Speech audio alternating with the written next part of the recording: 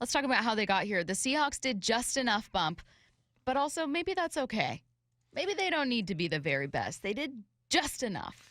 Just enough. That's the season.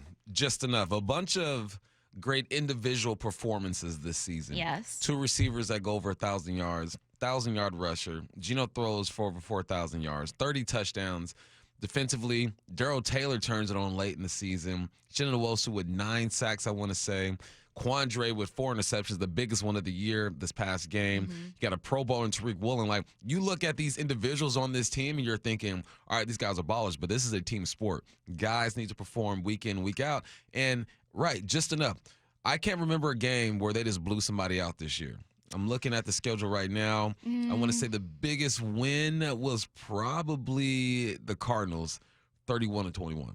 Yeah. They're a team that does They just had enough to games win. where they were in control. Like against the Jets, it felt like they were in control. Yeah. Though it wasn't, you're right. Like they didn't have any like crazy blowout wins. Yeah, this is who they are, right? A team that gets by with talent, though.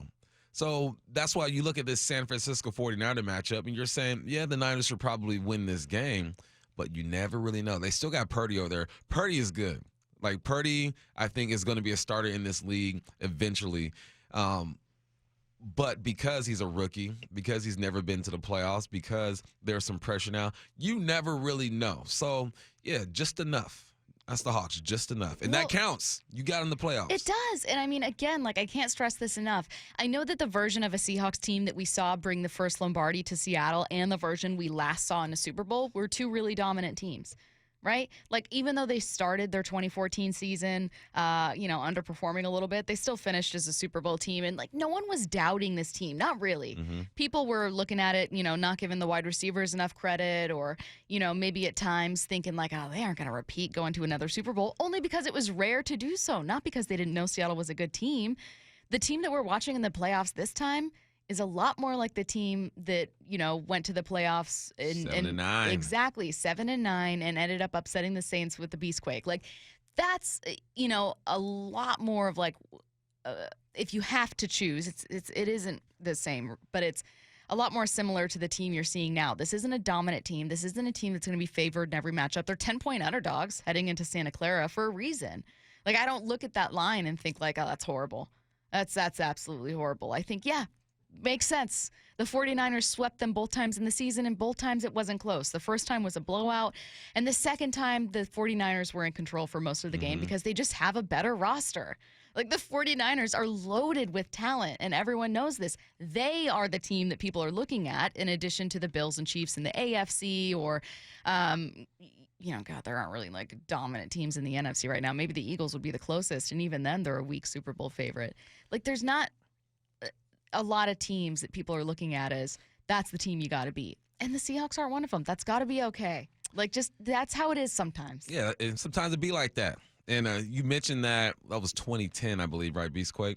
I'm looking at the players in that team. Matt Hasselbeck that year threw for 3,000 yards, 12 touchdowns, 17 interceptions in 14 games.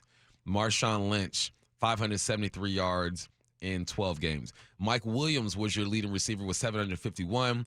David Hawthorne, a.k.a. the Heater, had 106 tackles, and Earl Thomas had 5 interceptions. Like, this team is better than that team. It's better than that team, on paper at least. I mean, I take a healthy Earl Thomas over a lot of people. Yeah. But, yeah, you look at the team, and it's like that team did just enough to get in, right? You're a victim of your circumstance. And I think that's what people have to remember when you look at this team, too. It's not their fault everybody else was garbitis and they snuck in this thing. Mm-hmm. They're a victim of their circumstance. Their circumstance said, win tonight, hope for the Lions to win, and you're in. So I think every year you can look at a team that sneaks into the playoffs. But that's the thing. You just want to get in because you never know what's going to happen. In football, it's rare you get a Cinderella story where a team sneaks in, they go on for a run, and they win the Super Bowl. Football is different. The better team typically wins 9 out of 10 times. Yes. So let's get in and enjoy the moment. Have a party. Let's go. Celebrate. That's the thing. Like, just enjoy the ride. Like, if they lose to the 49ers, I'm not going to think, wow, this season was such a disappointment. Again, that's not only my own expectations. It's knowing that the Seahawks have some gaps to fill. And does anyone think, and if you do, fine, does anyone actually think that making the playoffs validated the Seahawks and made them think they don't need to make some changes? Nah. No. Heck no. Does anyone think they aren't using that first pick on a defensive player? No. I don't know. You never know with the Hawks, man. They better go defense. They better go defense. They need to know that when you look back at the struggles of a very imperfect season from an imperfect team, a lot of them were defensively. I know you lost 5 of 6 because your offense kind of fell off. And I know that Geno didn't have his best ever game to wrap up the season. But I don't look at a 1,000-yard rusher, 2 1,000-yard receivers, and 4,200 yards from Geno and think your offense was the huge problem this year.